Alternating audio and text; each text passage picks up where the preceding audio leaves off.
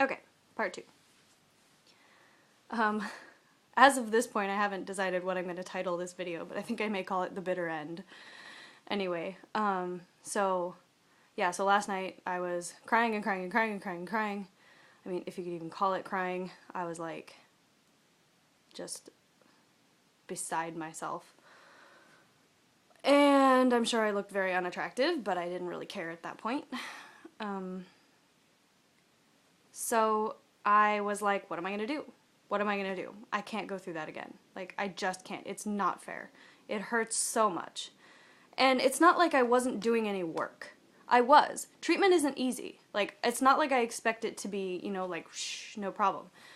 And I was working. And I did do things that were hard and scary and painful. I learned how to be assertive in that group. Like, I already kind of knew what to do, but now I've actually done it. And that's a really valuable experience. I'm not going to forget that it's okay for me to ask to get my needs met. Just because they weren't met here doesn't mean they'll never be met anywhere. And I've actually put that into practice once already by being assertive and telling Corky, I need you to do this. And he did. And so it was good. But that's kind of irrelevant. Actually, it was more like, I need you not to do this. And he did not do it. So anyway, but my point is that that I did hard work. I was only there 2 weeks, exactly 2 weeks. Today was my exact second week. But I've been there 4 times before, so it's not like this was a brand new thing in the first place. It's not like I had no idea what, cognitive behavioral therapy or, anything. It's not like I was just, clean slate. I mean, I knew some stuff, so, not that that necessarily excuses leaving after 2 weeks, but it just means that I had kind of a foundation to build on. Sorry. It's like beat, beat, beat, beat, beat, beat, beat, beat, beat, beat, beat. Like, it's crazy. So I'm like panting because my heart rate is going nuts. I apologize if I sound weird. Yeah. So, and I did a lot of work on like variety of foods was not something I was doing well with. I would eat like 4 or 5 different things and that was about it. So I expanded that in the 2 weeks I was there. In fact, just a minute ago I had an apple with cashew butter on it, which is really good. So I did work in that area. I did also make one really big connection that was kind of a painful thing to realize. It was one of those moments in therapy where you just go, oh, that explains why I do all these 10 bazillion things that I do that are a problem. So, it's not like I was there for 2 weeks and got absolutely nothing out of it. That is totally not the case. I did get stuff out of it. And so I talked to Corky last night, and I talked to my dad and my mom at the same time, and I was like, what am I going to do? Da da da da. And I was thinking, and this has been a decision, or not a decision, this has been like a thought or a problem or a question that's been like brewing in my mind for about a week. Like, it became clear to me after 1 week of Em doing this not eating thing that they weren't going to do anything about it. And the thing about that is, the first 2 times I was there, they were really quick to kick me out. The first time was for exactly that reason. The second time was a little different, but I mean, they were so quick to get me out of that door, and like, she'd been there longer than me and apparently been doing all that stuff, so, like, I'm just beyond confused about that, but it's okay. And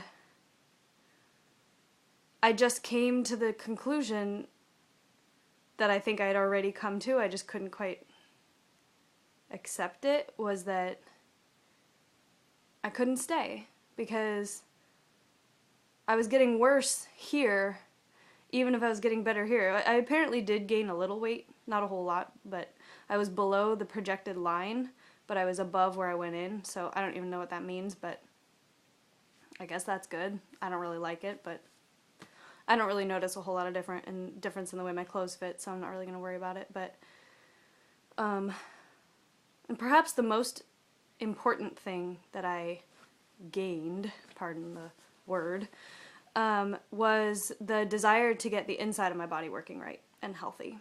Typically I will shy away from the word healthy, because to a lot of people with eating disorders, healthy is kind of like a swear word or a big insult, because our eating disorders like to hear it as fat.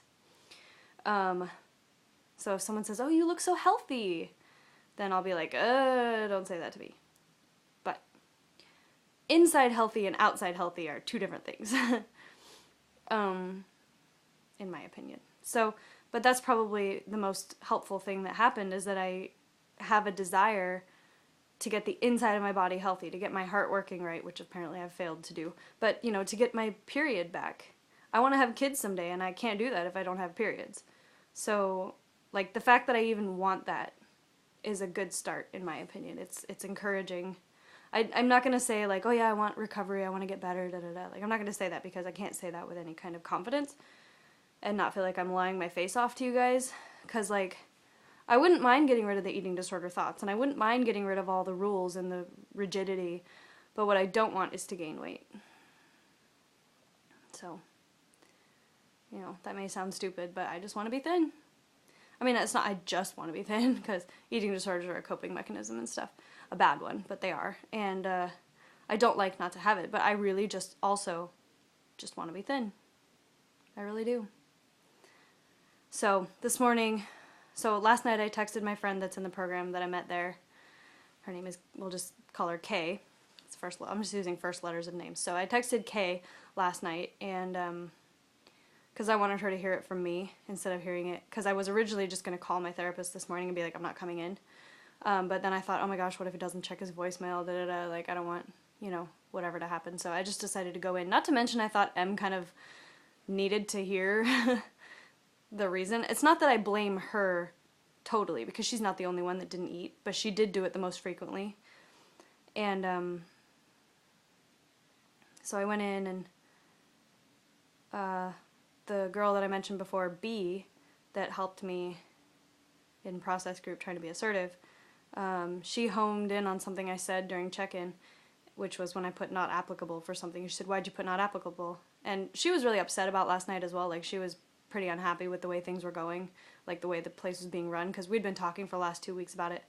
And I said, well, it's not applicable, it's not applicable because I'm leaving the program today. And she went like this. Like, the look on her face was clearly like, oh shit, I was hoping that wasn't going to happen, kind of thing. Because, you know, we were both displeased with the way the whole situation was being handled, so anyway, people were like, well, you should stay, da-da-da, you should stay till you get your outpatient team, blah, blah, blah. I said, and I was very tactful. I never ever said Em's name. I didn't even look at her. She was there. And I just said, I can't do that because I can't stay. I cannot go through something like last night again. I can't do that again. I was a mess after it, and I can't do that again. I'm sorry. And then the staff person was like, well, can you see why people would be concerned? I said, yeah, I'm concerned. But, you know, I feel like I'm losing more sanity than I'm acquiring by being here. And so I had to tell my therapist, then he eventually came and got me. And he said he understood. He understood, I think he first saw it, actually. But he said he understood, and he kind of nodded sympathetically. And I was actually kind of hoping he'd kick Em out so I could stay, but he didn't. And he told me he was proud of me for the work I did, because he knows I did work. And he said, call me if you need anything, if you have trouble establishing your outpatient team, blah, blah, blah, you know, give me a call. And so yeah, I mean, I felt kind of validated by his response. I mean, I don't have enough time to tell you everything that he said, but I mean, I think he also didn't handle it right all the time, but you know, it's whatever. So I'm not giving up.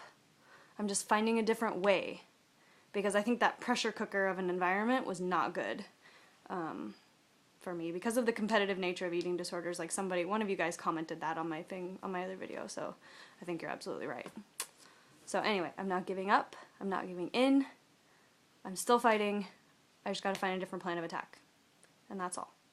So I will make more videos, keep you guys updated, and yeah, so talk to you guys later. Okay, bye.